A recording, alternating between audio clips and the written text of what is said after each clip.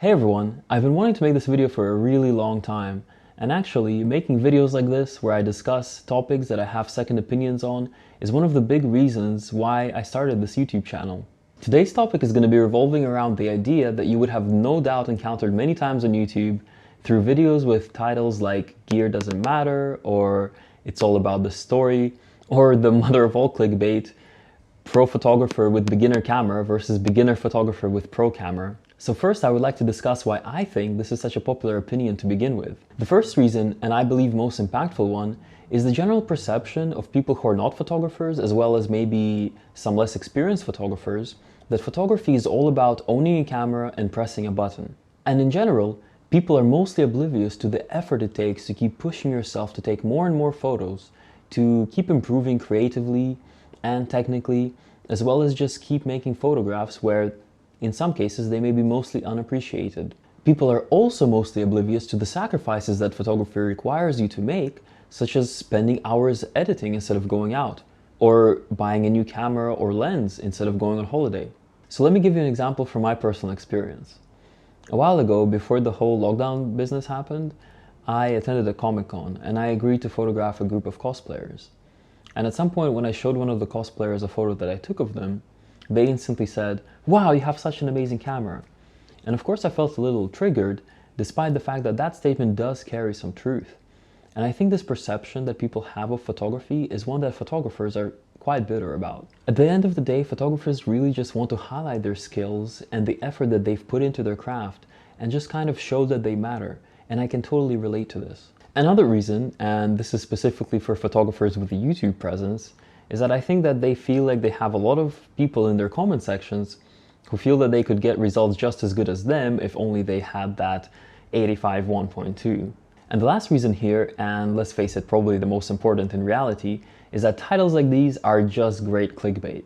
So we've established a few reasons why this topic may be popular amongst content creators, but now the question is, why is it so widely accepted by the photography community in general?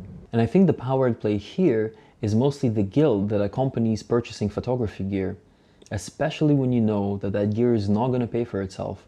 And let's face it, most photographers have been through that stage, and so pretty much everyone can relate to this feeling. These feelings of guilt that are shared amongst most photographers end up leading to somewhat of a gas shaming culture that leads to the acceptance of the idea that gear doesn't matter.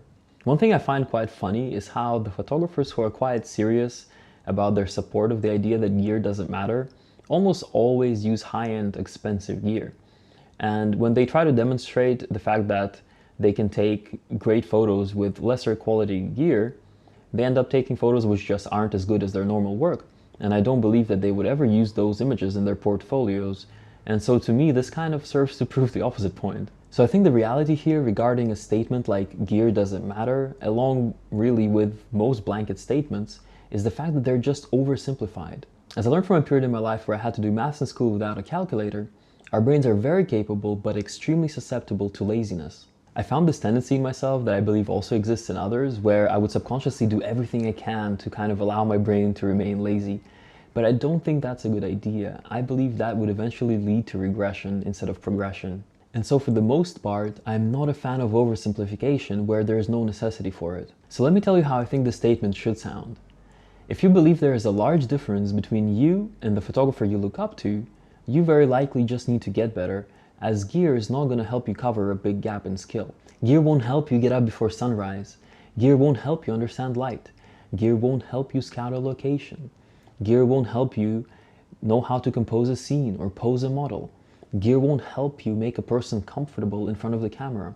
Gear won't process your images and help you achieve your creative vision. People who are limited by gear know that fact very well, and they're not going to be confused about any of the above points. So when encountering an oversimplified statement like gear doesn't matter, it doesn't take much to come up with a counterexample because the statement is one-dimensional and really only relates to the results you get with the gear. But gear can also motivate. To illustrate this with an example, let me tell you a story of how I got into photography. Years ago, I was interested in making guitar covers for YouTube, and I was recording them with my phone, but at some point my phone started glitching out when recording video. So I was on the market for a camera that could record decent quality video and wouldn't break the bank. As a result, I ended up watching a ton of review videos on YouTube about all the hybrid cameras that were out at the time. And this was the era of the A6000, so they had really cool features both in video and photography. And so I ended up getting the A6000 because it was a great compromise for me between photos and video, even though initially I wasn't interested in photos at all. And let me tell you, I did not end up making too many cover videos. Instead, I ended up going out on early misty mornings and at sunsets and at nights to try and get cool photos. And this all stemmed from the fact that I was excited by the photography features that these cameras had. And it will probably be no surprise to any of you that very soon after that, I started wanting lenses and more cameras and backpacks and tripods and all of the stuff that you see in What's in My Bag videos. Wanting all this gear made me want to shoot more and get better because I wanted to justify buying that gear. Gear matters. Buying more gear made me shoot more because I was excited to use the gear as well as justify the purchase. Gear matters. Having better gear also gave me the confidence to seek out models to shoot with and help me get started in portrait photography. Gear matters.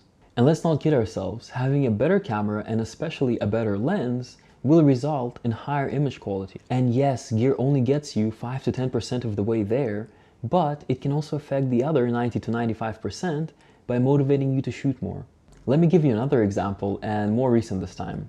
As you can see, I'm quite excited about making YouTube videos, and I really wanted to improve my video quality. Specifically, I wanted a better second camera to replace my little RX100 Mark V that I just didn't feel was cutting it in terms of video quality. So I ended up going on YouTube and watching tons of reviews on cameras that I already knew pretty much everything about. And I really wanted 4K 60 for that sweet slow motion and 10-bit to be able to play around with the colors. But unfortunately, Sony, which is the system that I use, doesn't offer a camera like that under $3,800.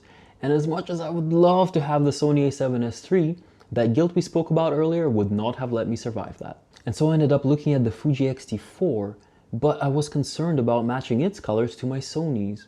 And that led me to watch Gerald and Dunn's video guide on how to match colors between different cameras, which led me to watch guides on how to shoot in log profiles, which I already knew some things about, but I wasn't quite certain. And that led me to find color correction LUTs, which helped me get the most out of my log footage, and I think has greatly improved my video quality in terms of dynamic range and color accuracy. At the end of the day, I ended up getting the Sony a6400, and I must say it's an amazing camera, and it has already motivated me to shoot many times, both video and even photos. So as a conclusion to this video, my advice to you all is to let your gear love shine and let your gas fly free, and gear matters. See you in the next one.